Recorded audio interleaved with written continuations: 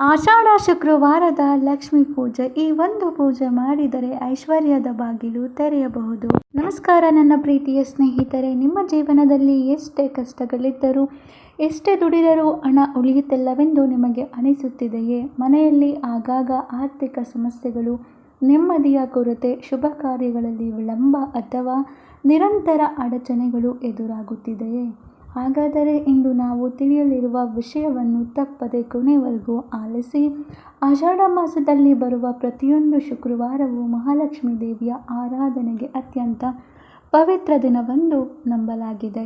ಈ ದಿನ ಭಕ್ತಿಯಿಂದ ಪೂಜೆ ಮಾಡುವ ಮೂಲಕ ಮನೆಯಲ್ಲಿ ಶುಭ ಶಕ್ತಿ ಹೆಚ್ಚಲು, ಕುಟುಂಬದಲ್ಲಿ ಸಂತೋಷ ನೆಲೆಸಲು, ಪರಿಶ್ರಮಕ್ಕೆ ತಕ್ಕ ಫಲ ದೊರಕಲು ಪ್ರಾರ್ಥನೆ ಮಾಡಲಾಗುತ್ತದೆ. ಆದರೆ ಕೇವಲ ಪೂಜೆ ಮಾಡಿದರೆ ಸಾಕಾಗದು. ಯಾವ ಸಮಯದಲ್ಲಿ ಪೂಜೆ ಮಾಡಬೇಕು, ಯಾವ ಹೂವು ಅರ್ಪಿಸಬೇಕು, ಯಾವ ನೈವೇದ್ಯ ಅರ್ಪಿಸಬೇಕು, ಯಾವ ಮಂತ್ರ ಜಪಿಸಬೇಕು, ಲಕ್ಷ್ಮಿ ಅಷ್ಟೋತ್ತರವನ್ನು ಯಾವಾಗ ಪಠಿಸಬೇಕು, ಪೂಜೆಯಲ್ಲಿ ತಪ್ಪಿಸಬೇಕಾದ ವಿಷಯಗಳು ಯಾವುವು, ಈ ಎಲ್ಲ ಪ್ರಶ್ನೆಗಳಿಗೆ ಇಂದಿನ ಈ ವಿಡಿಯೋದಲ್ಲಿ ವಿವರಣವಾದ ಉತ್ತರವನ್ನು ನಾವು ಇಲ್ಲಿ ತಿಳಿದುಕೊಳ್ಳೋಣ. ಆಷಾಢ ಶುಕ್ರವಾರದ ಮಹತ್ವ. ಇಂದು ಪಂಚಾಂಗದಲ್ಲಿ ಆಷಾಢ ಮಾಸವು ಭಕ್ತಿ, ನಿಯಮ, ಶ್ರದ್ಧೆ ಮತ್ತು ದೇವಿ ಆರಾಧನೆಗೆ ಮೀಸಲಾದ ಪವಿತ್ರ ಮಾಸಗಳಲ್ಲಿ ಒಂದಾಗಿದೆ. ಈ ತಿಂಗಳಲ್ಲಿ ಅನೇಕ ಮನೆಗಳಲ್ಲಿ ವಿಶೇಷ ಪೂಜೆ, ವ್ರತ ಮತ್ತು ದಾನ ಧರ್ಮಗಳನ್ನು ಆಚರಿಸುವ ಸಂಪ್ರದಾಯವಿದೆ. ಅದರಲ್ಲಿಯೂ ಶುಕ್ರವಾರವು ಮಹಾಲಕ್ಷ್ಮೀ ದೇವಿಯ ಆರಾಧನೆಗೆ ಸಂಬಂಧಿಸಿದ ದಿನವೆಂದು ಭಾವಿಸಲಾಗಿದೆ. ಆದ್ದರಿಂದ ಆಷಾಢ ಮಾಸದ ಶುಕ್ರವಾರಗಳು ವಿಶೇಷ ಭಕ್ತಿ ಭಾವದಿಂದ ಆಚರಿಸಲ್ಪಡುತ್ತವೆ.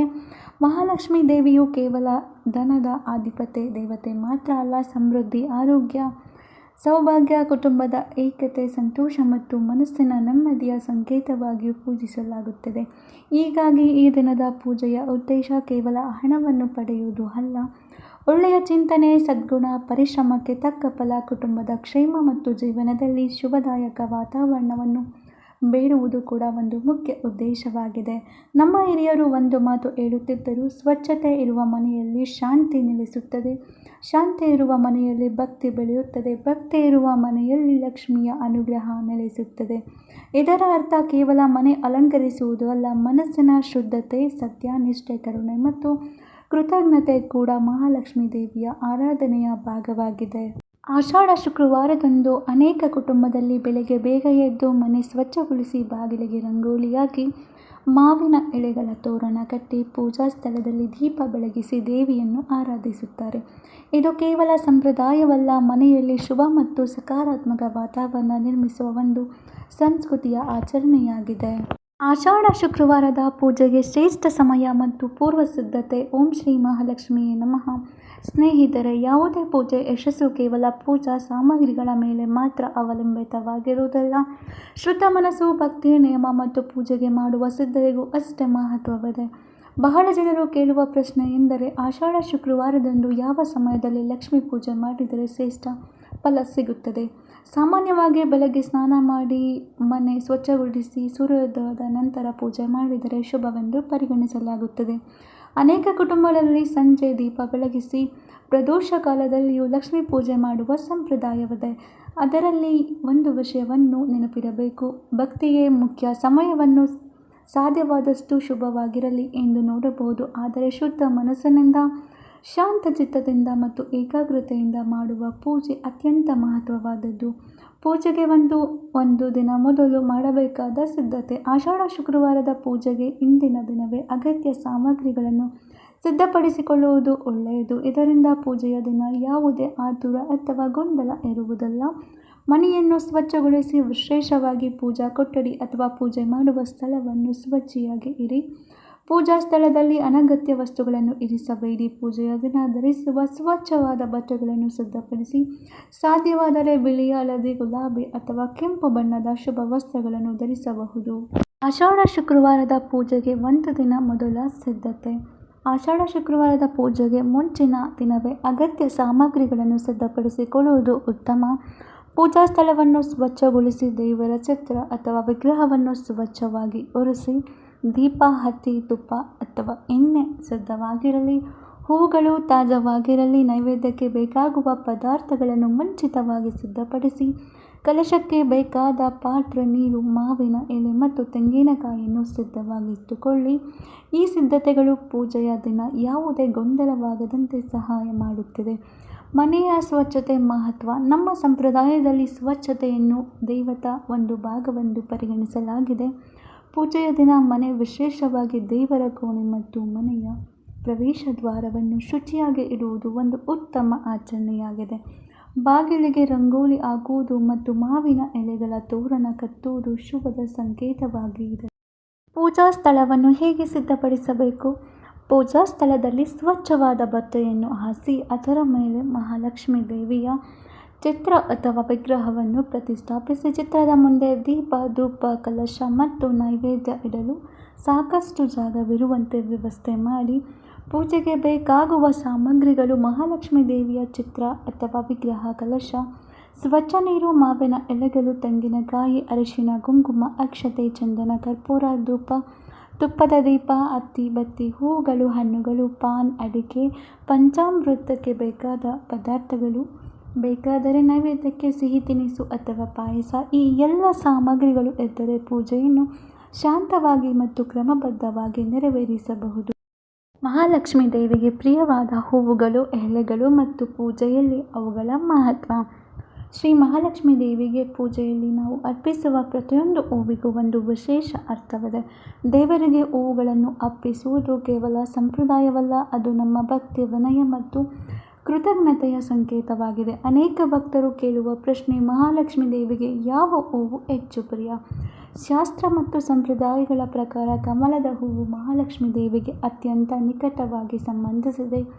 ದೇವಿಯ ಚಿತ್ರಗಳಲ್ಲಿ ಮತ್ತು ವಿಗ್ರಹಗಳಲ್ಲಿ ಅವರು ಸಾಮಾನ್ಯವಾಗಿ ಕಮಲದ ಮೇಲೆ ಕುಳಿತಿರುತ್ತಾರೆ. ಆದ್ದರಿಂದ ಕಮಲವನ್ನು ಪವಿತ್ರ, ಸಮೃದ್ಧಿ ಮತ್ತು ಆಧ್ಯಾತ್ಮಿಕ ಬೆಳವಣಿಗೆಯ ಸಂಕೇತವೆಂದು ಪರಿಗಣಿಸಲಾಗುತ್ತದೆ. ಕಮಲದ ಹೂವು ಲಭ್ಯವಿಲ್ಲದಿದ್ದರೆ ಚಿಂತಿಸುವ ಅಗತ್ಯವಿಲ್ಲ. ಭಕ್ತಿಯಿಂದ ಅರ್ಪಿಸಿದ ಯಾವುದೇ ತಾಜಾ ಮತ್ತು ಸ್ವಚ್ಛವಾದ ಹೂವು ದೇವಿಗೆ ಪ್ರಿಯವಾಗುತ್ತದೆ. ನಮ್ಮ ಸಂಪ್ರದಾಯದ ಸಂದೇಶವಾಗಿದೆ. ಪೂಜೆ ಬಳಸಬಹುದಾದ ಹೂವುಗಳು: ಕಮಲದ ಹೂವು, ಮಲ್ಲಿಗೆ ಹೂವು, ಗುಲಾಬಿ ಹೂವು, ಸೇವಂತಿಗೆ ಹೂವು, ಕನಕಾಂಬರ ಹೂವು. ಈ ಹೂವುಗಳನ್ನು ಶುದ್ಧವಾಗಿ ಸಂಗ್ರಹಿಸಿ ದೇವಿಗೆ ಅರ್ಪಿಸಿ. ಹೂವುಗಳನ್ನು ಅರ್ಪಿಸುವಾಗ ಗಮನಿಸಬೇಕಾದ ವಿಷಯಗಳು: ಬಾಡಿದ ಅಥವಾ ಒಣಗಿದ ಹೂವುಗಳನ್ನು ಬಳಸಬೇಡಿ. ನೆಲಕ್ಕೆ ಬಿದ್ದ ಹೂವುಗಳನ್ನು ಸಾಧ್ಯವಾದರೆ ಅರ್ಪಿಸುವುದು ಉತ್ತಮವಲ್ಲ. ಹೂವುಗಳನ್ನು ಗೌರವದಿಂದ ಹಿಡಿದು ಅರ್ಪಿಸಿ. ಹೂವನ್ನು ಅರ್ಪಿಸುವಾಗ ದೇವಿಯ ನಾಮಸ್ಮರಣೆ ಅಥವಾ ಓಂ ಮಹಾಲಕ್ಷ್ಮಿಯೇ ನಮ್ ಎಂಬುವ ಮಂತ್ರವನ್ನು ಜಪಿಸಬಹುದು. ಎಲೆಗಳ ಮಹತ್ವ. ಮಾವಿನ ಎಲೆಗಳು ಕಲಶ ಅಲಂಕಾರಕ್ಕೆ ಸಾಮಾನ್ಯವಾಗಿ ಬಳಸಲಾಗುತ್ತದೆ. ಅವು ಶುಭದ ಸಂಕೇತವಾಗಿದೆ. ಲಕ್ಷ್ಮೀ ದೇವಿಗೆ ಅಷ್ಟೋತ್ತರದ ಮಹತ್ವ. ಪಠಣ ವಿಧಾನ ಮತ್ತು ಶಕ್ತಿಶಾಲಿ ಮಂತ್ರಗಳು. ಓಂ ಮಹಾಲಕ್ಷ್ಮಿಯೇ ನಮಃ. ಸ್ನೇಹಿತರೆ, ಆಷಾಢ ಶುಕ್ರವಾರದ ಪೂಜೆಯಲ್ಲಿ ಅತ್ಯಂತ ಮುಖ್ಯವಾದ ಒಂದು ಆರಾಧನೆ ಎಂದರೆ ಶ್ರೀ ಮಹಾಲಕ್ಷ್ಮಿಯ ಅಷ್ಟೋತ್ತರ ಪಠಿಸುವುದು. ಅನೇಕ ಭಕ್ತರು ಕೇಳುವ ಪ್ರಶ್ನೆ: ಲಕ್ಷ್ಮೀ ಅಷ್ಟೋತ್ತರ ಎಂದರೇನು?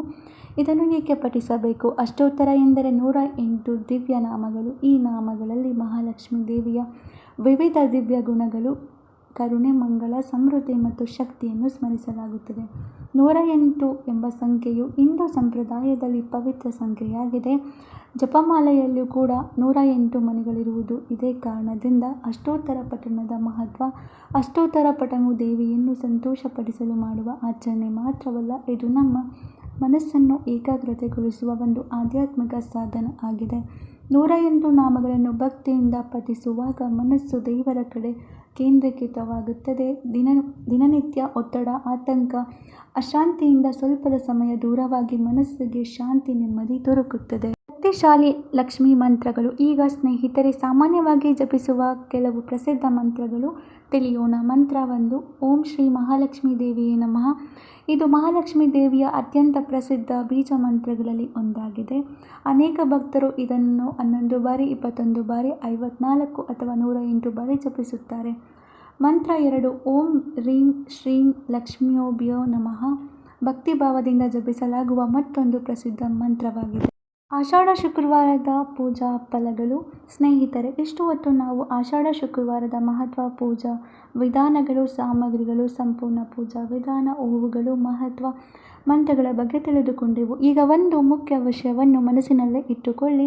ಲಕ್ಷ್ಮೀ ದೇವಿಯ ಕೃಪೆ ಎಂದರೆ ಕೇವಲ ಹಣವಲ್ಲ, ನಿಜವಾದ ಐಶ್ವರ್ಯ ಎಂದರೆ ಉತ್ತಮವಾದ ಆರೋಗ್ಯ, ನೆಮ್ಮದಿಯ ಮನಸ್ಸು, ಪ್ರೀತಿಯ ಕುಟುಂಬ, ಸತ್ಯದಿಂದ ಗಳಿಸಿದ ಆದಾಯ, ಉತ್ತಮ ಚಿಂತನೆ, ಪರಸ್ಪರ ಗೌರವ, ದಾನ ಮಾಡುವ ಮನಸ್ಸು, ಧರ್ಮದ ಮಾರ್ಗದಲ್ಲಿ ನಡೆಯುವ ಶಕ್ತಿ ಇವೆಲ್ಲವೂ ಸೇರಿ ನಿಜವಾದ ಶ್ರೀಮಂತಿಕೆಯಾಗುತ್ತದೆ. ಆದ್ದರಿಂದ ಆಷಾಢ ಶುಕ್ರವಾರದ ಪೂಜೆಯನ್ನು ಯಾವುದೇ ಭಯದಿಂದ ಅಥವಾ ಕೇವಲ ಹಣಕ್ಕಾಗಿ ಮಾಡಬೇಡಿ. ಭಕ್ತಿ, ಕೃತಜ್ಞತೆ ಮತ್ತು ಸಂತೃಪ್ತಿಯಿಂದ ಮಾಡಿ ಮಹಾಲಕ್ಷ್ಮಿಯನ್ನು ಆರಾಧಿಸಿ.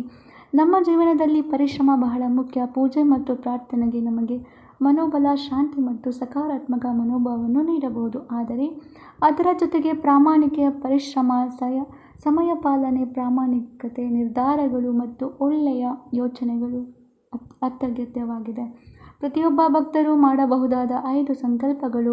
ಇಂದಿನ ಈ ಪವಿತ್ರ ದಿನದಲ್ಲಿ ನಾವು 5 ಸರಳ ಸಂಕಲ್ಪಗಳನ್ನು ಮಾಡೋಣ. ಮೊದಲನೆಯದು, ಪ್ರತಿದಿನ ದೇವರನ್ನು ಸ್ಮರಿಸೋಣ.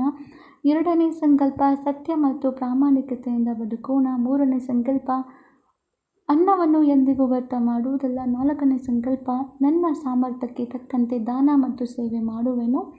5ನೇ ಸಂಕಲ್ಪ, ನನ್ನ ಕುಟುಂಬದಲ್ಲಿ ಪ್ರೀತಿ, ಗೌರವ ಮತ್ತು ಶಾಂತಿಯನ್ನು ಕಾಪಾಡಲು ಪ್ರಯತ್ನಿಸುತ್ತೇನೆ.